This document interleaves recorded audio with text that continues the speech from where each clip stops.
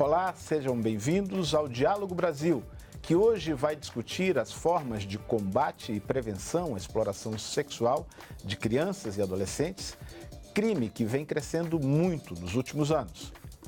Para falar sobre este assunto, estão aqui conosco Carina Figueiredo, secretária executiva do Comitê Nacional de Enfrentamento à Violência Sexual contra Crianças e Adolescentes, e Perla Ribeiro, que é cientista política e atualmente é subsecretária de Políticas para Crianças do Distrito Federal.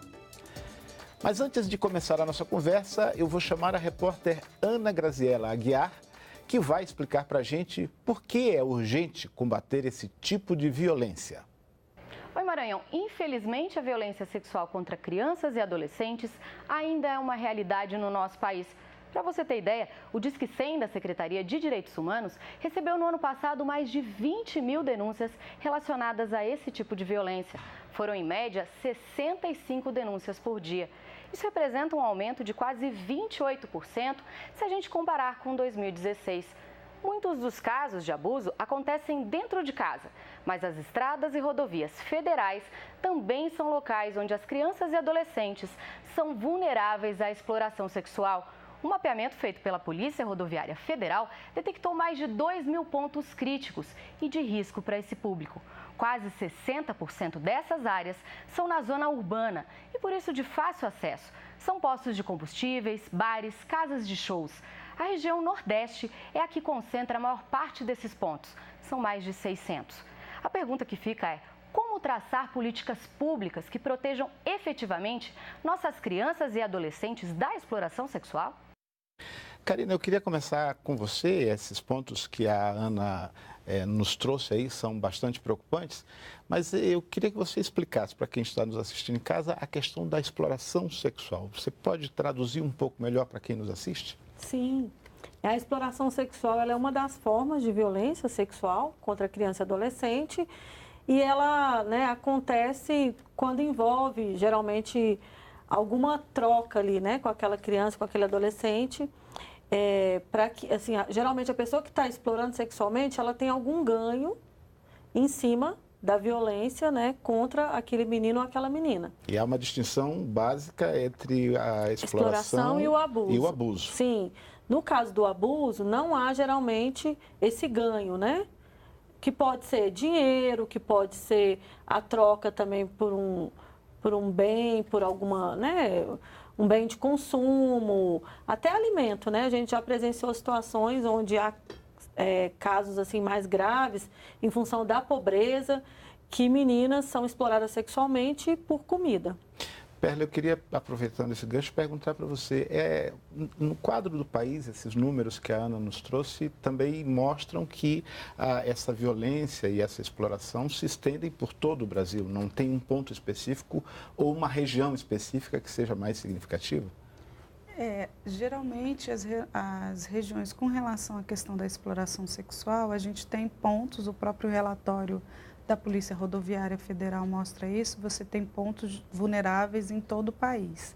Algumas regiões concentram maiores pontos, com relação a espaços onde você tem maior vulnerabilidade social, principalmente em estados para exploração sexual, Mas a gente costuma dizer que com relação ao abuso sexual, o abuso sexual ele perpassa qualquer tipo de classe social. Por que é tão importante a gente trazer, tão relevante a gente trazer essa discussão para esse momento no país? É importante porque, em primeiro lugar, a violência sexual ela é uma das violências que trazem uma consequência muito grave para a vida dessa criança. A gente sabe que se ela não é protegida, se não tem um processo adequado de responsabilização daquele que cometeu a violência, se ela não é incluída em programas, e se ela não faz um processo de ressignificação da sua vida e de todo esse processo, ela leva essa consequência da violência sexual para o resto da vida. né? Então, é muito importante que a gente fale sobre isso, converse sobre isso, tenham campanhas, façam sensibilizações na sociedade para dizer e para se comprometer de que nós queremos uma sociedade livre de violência sexual. Ok, eu queria convidar vocês a acompanharem um outro depoimento do Igor de Carvalho, que é presidente da Comissão Nacional de Direitos Humanos da Polícia Rodoviária Federal. Desde 2003, quando o governo da época priorizou o enfrentamento à exploração sexual de crianças e adolescentes, a PRF bianualmente faz o levantamento dos pontos vulneráveis à exploração sexual de crianças e adolescentes. É importante frisar que a PRF não faz levantamento de pontos de exploração, e sim vulneráveis à exploração, porque a gente acredita que levantar as características previamente, a gente consegue enfrentar o crime antes que ele ocorra, ou seja, a gente evita que crianças e adolescentes tenham um mal maior, que é passar pela situação de exploração. Karina, você acha que falta fiscalização das autoridades no país quando a questão é a exploração sexual de crianças e adolescentes? Sim, a gente tem hoje um trabalho importante, né, já que a Polícia Rodoviária Federal faz, né, de sensibilização, né, de prevenção também, envolvendo aí principalmente os trabalhadores aí do setor de transporte, né, caminhoneiros. E é muito importante que haja, além da fiscalização, uma sensibilização maior também. A fiscalização, ela existe, ela tem crescido nos últimos anos, né? Se a gente pensar o que era isso há 20 anos, há 18 anos, né? Que esse ano a gente comemora 18 anos da lei que instituiu a mobilização aí em torno desse tema, a gente quase não falava sobre isso, não existia fiscalização. As pessoas, às vezes, achavam natural, né? Uma menina que entrava ali na boleia de um caminhão na rodovia e seguia com aquele caminhoneiro. Então, hoje, você já tem uma sensibilização maior, né? Que, inclusive, impactam nas denúncias também, que a gente tem visto, né? Inclusive, na matéria aqui, que elas cresceram nos últimos anos. Ô, Perla, a gente vê que se a questão não é faltar fiscalização, a gente tem até uma boa legislação para isso, mas o ECA, né, o Instituto da Criança e do Adolescente, é um bom instrumento. Mas a gente consegue ver na prática essas questões trazidas pelo ECA implementadas? Elas estão bem implementadas no país? A gente tem alguns avanços, né? Hoje a gente tem boa parte dos municípios no Brasil com os conselhos tutelares que foram instituídos, que são órgãos fundamentais, né? A gente tem algumas políticas que se fortaleceram, como com o SUS, com o SUAS também, né? A política de assistência, mas ainda a gente tem muitos desafios, porque a violência sexual ela é extremamente complexa, ela atinge vários aspectos. E é importante que a gente tenha a integração e a intersetorialidade de várias políticas. Não é só uma política pública que vai conseguir dar conta. A gente precisa da articulação da política de segurança pública, no caso da responsabilização, da política de assistência, no caso do atendimento, da política de saúde, né? Então, da política de educação, porque a gente sabe que muitas vezes a revelação do abuso sofrido dentro de casa acontece dentro da escola, né? A gente precisa da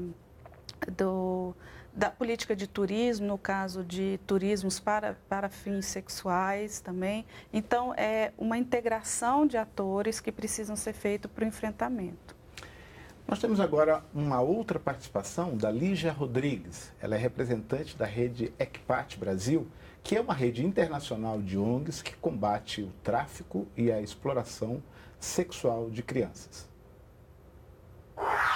É muito importante a existência de uma rede global, de uma rede internacional que lute contra a exploração sexual, porque esse fenômeno ele é um fenômeno que é fomentado, potencializado pela globalização, né? Então, o problema da exploração sexual, ele pode ser ampliado por dinâmicas como o turismo, como a internet. Então, não é um problema que está localizado apenas nos países de terceiro mundo. O estado do Ceará, ele tem uma série de problemáticas com relação ao problema da exploração sexual. A gente tem tem uma dimensão do turismo, que é muito forte, muito difícil. A gente tem a dimensão das rodovias também, que também existe muita exploração sexual. E, ao mesmo tempo, a gente tem uma escassez imensa de políticas públicas. Isso ficou muito evidente nas últimas análises que foram feitas com relação ao orçamento público, onde o investimento para vítimas, para o enfrentamento à violência sexual, ele foi reduzido, enquanto orçamentos como para publicidade, eles aumentam. Karina, a Lígia fala de uma rede internacional e fala também de políticas públicas. Está faltando implementar boas políticas públicas para a gente combater esse problema?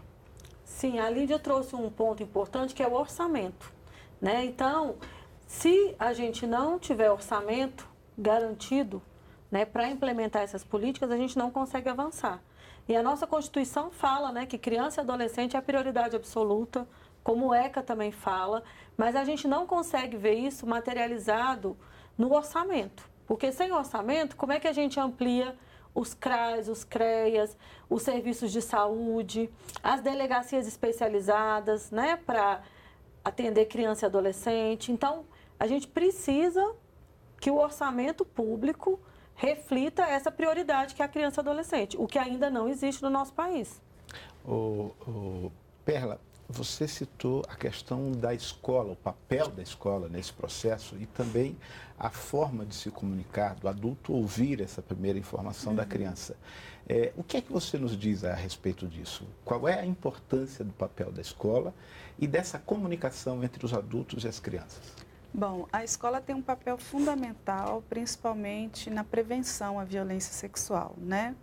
A gente precisa falar com a criança sobre o seu corpo, para que ela entenda o seu corpo, para que ela entenda o que são toques de carinho, o que são toques que a gente diz do não e do sim, né? E é importante que ela compreenda isso. E isso vai vir através de uma educação sexual, né, com responsabilidade, porque hoje, infelizmente, a gente tem enfrentado alguns discursos conservadores que, na verdade, vão na contramão do que a gente precisa para o enfrentamento à violência sexual. A gente precisa conversar, sim, com essa criança, a partir da sua idade. Perguntam para a gente, a partir de que idade se conversa sobre sexualidade com criança? Você pode, a partir da mais tenra idade. É preciso romper com esse conservadorismo no trato dessa questão. Exatamente. E só assim a gente vai conseguir construir que essa criança também entenda e tenha um papel autoprotetivo também no processo. A gente sabe que ela não é a principal responsável pela sua proteção, obviamente, é preciso de um adulto, né? Quando ela se sinta ameaçada, que esse adulto tome uma perspectiva de proteção, mas é importante que ela saiba dizer não, ela compreenda aquilo, e isso só vai acontecer através de um processo de educação. E é importante também que se acolha o que a criança traz. Né? Não procure investigar, procurem os órgãos especializados na escuta qualificada dessa criança, mas acolha o que ela está trazendo, né? E a proteja. Olha, eu queria falar com vocês sobre internet, você citou isso, mas nós vamos deixar esse assunto para daqui a pouco. Depois, no próximo bloco, a gente volta a abordar essa questão, tratando da internet também na abordagem desse assunto. Vamos a um rápido intervalo e daqui a pouco a gente volta.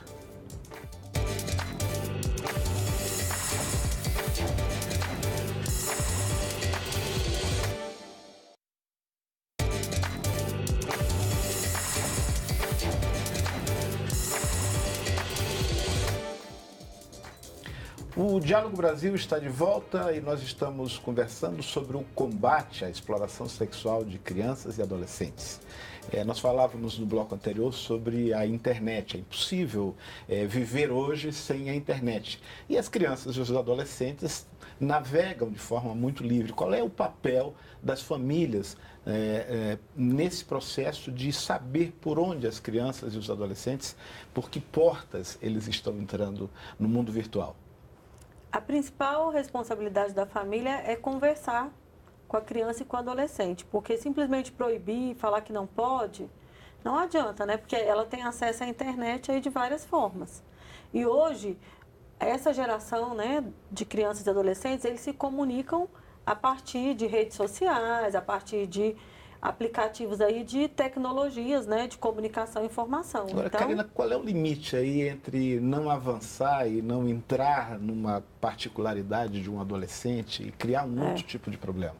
não, assim, os pais, eles precisam dialogar, eles também precisam acompanhar, né, por onde, que tipo de sites, que tipo de informação também os meninos acessam, mas eles precisam principalmente estabelecer uma relação ali de respeito com esse adolescente, né? Porque os adolescentes hoje, eles se comunicam, como eu disse, né, se relacionam muito por esse âmbito, né, do mundo aí virtual.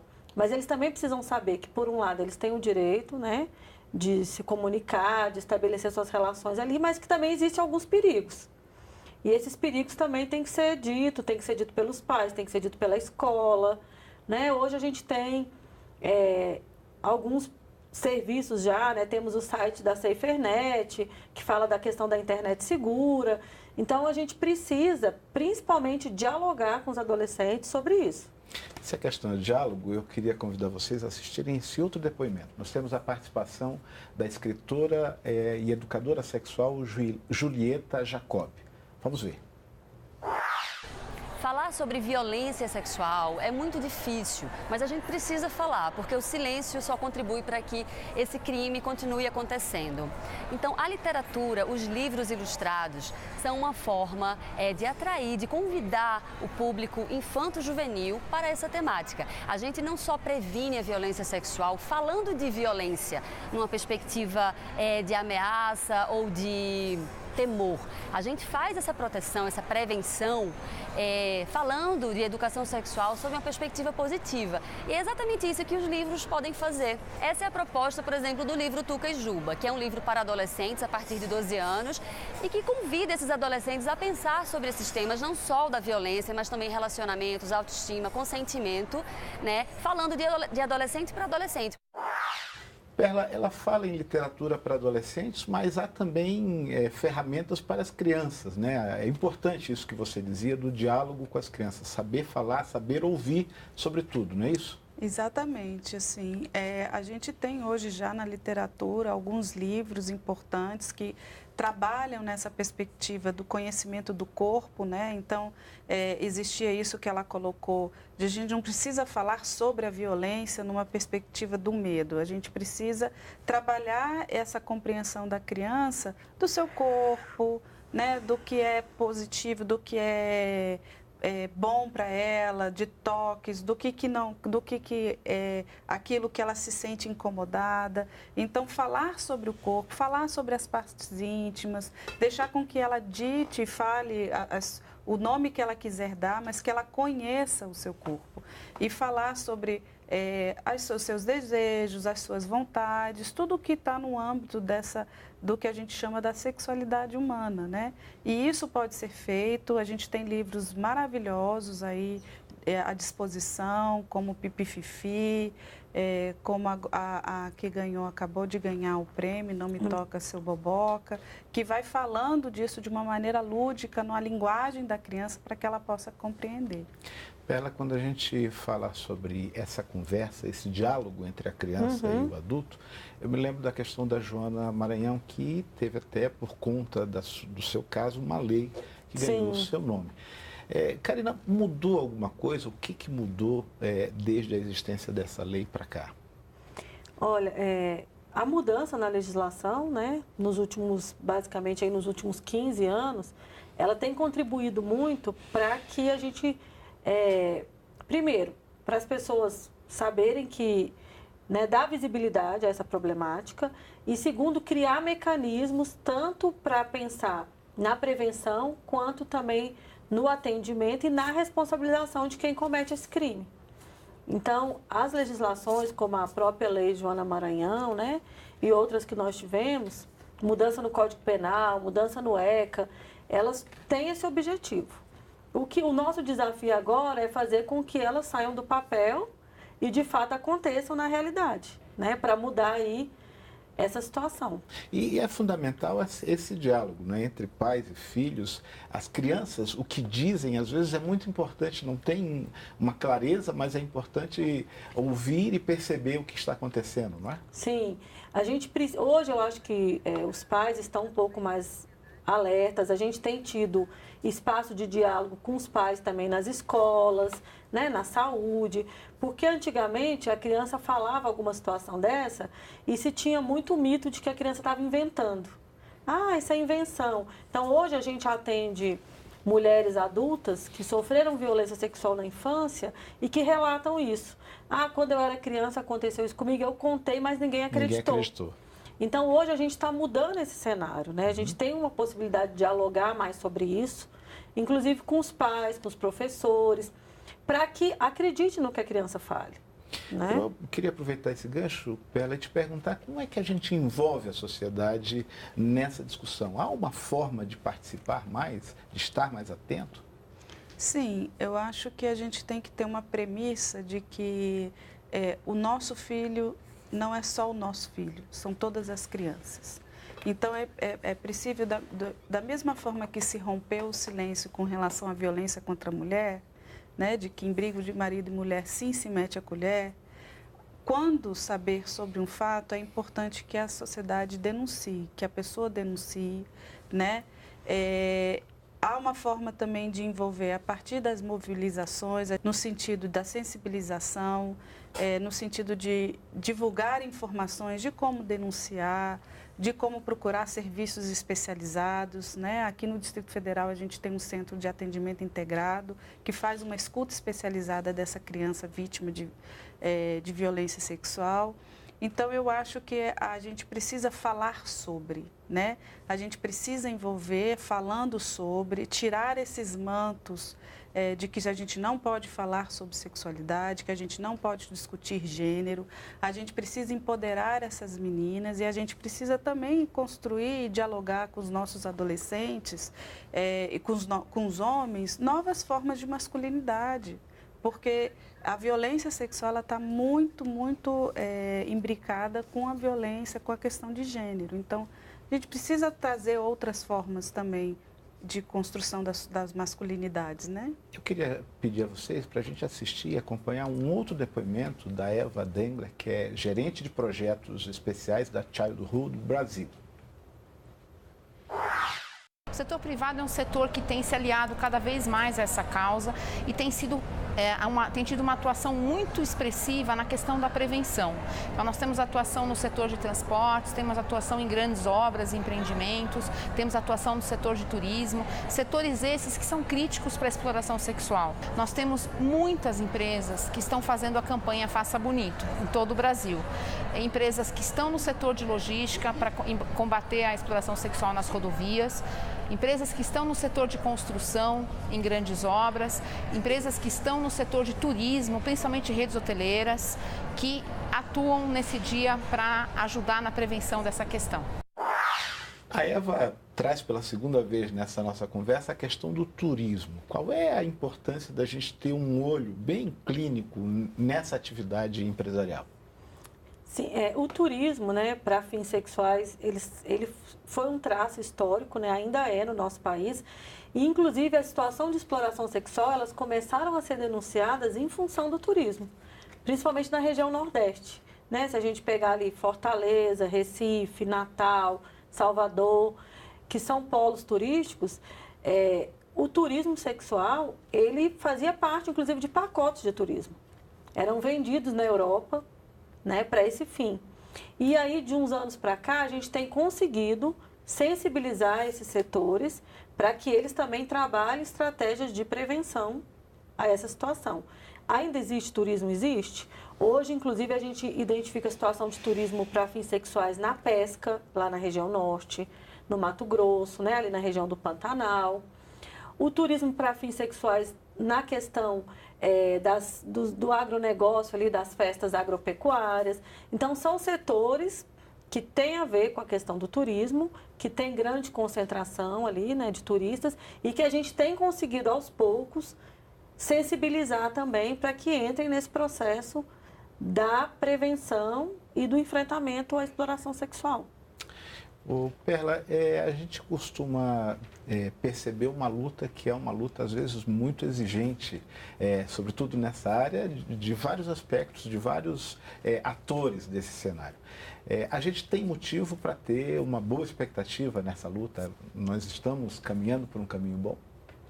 Sim, eu acredito que a gente tem caminhado, né? Eu acho que ao longo desde de 2000, com a vigência da lei, hoje a gente tem no mais recôndito município, né, a campanha do Faça Bonito.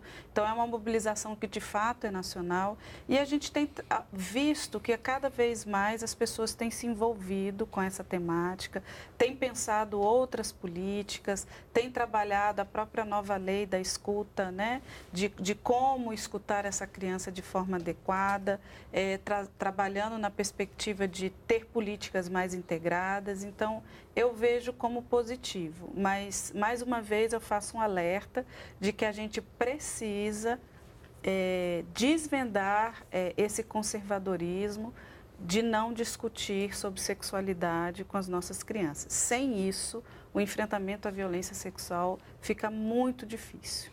Karina, você pensa como ela?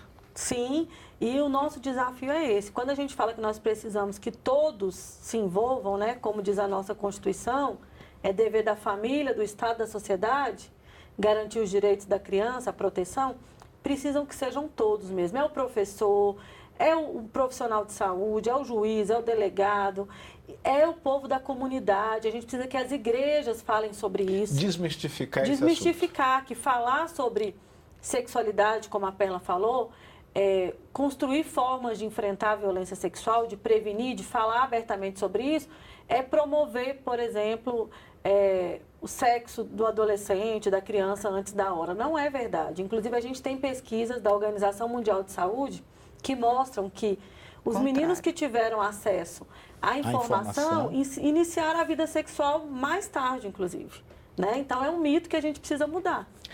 Karina, Perla, eu agradeço a participação de vocês. Espero que a nossa discussão tenha contribuído para esclarecer mais esse assunto para quem nos assiste. E se você quiser saber mais sobre o nosso programa, entre no site da TV Brasil. Te espero na segunda que vem, às 10h15 da noite. Até lá!